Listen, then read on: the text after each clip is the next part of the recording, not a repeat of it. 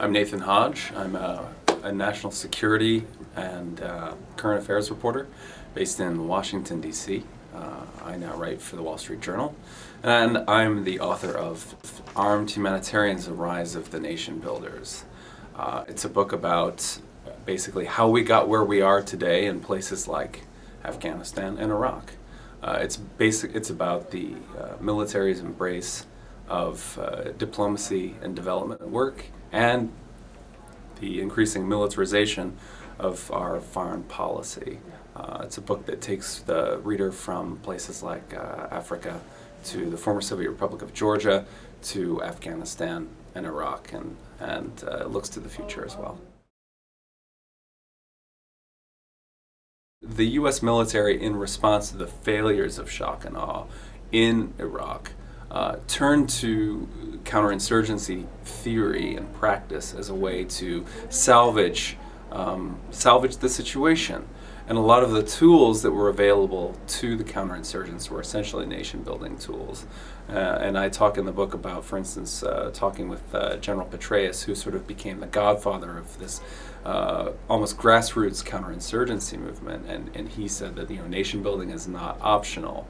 And what that meant was that the military started to look to all of these non-lethal tools, again, the tools of nation-building, tools of development and diplomacy, as a way of rescuing this really bad situation that they found themselves in.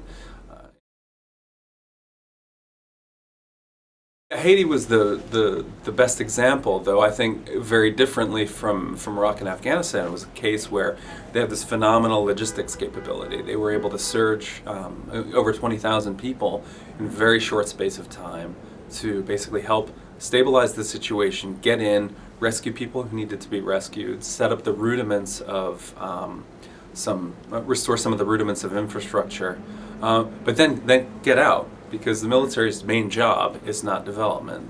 It's not long-term development work. It's become involved really heavily in things like development work, and it blurred the line very heavily between traditional aid work and military action.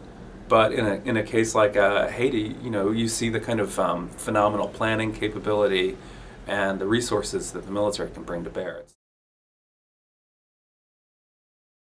The Obama administration's sort of key national security leadership is comprised of people who really are, in part, not all of them, but in large part, true, real believers in the power of nation building and the idea that we can get this right. Obama has surged troops, for instance, to Afghanistan.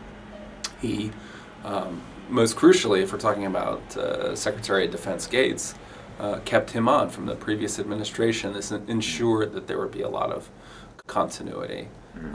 Gates basically was the guy who was brought in to fix Iraq when it was failing.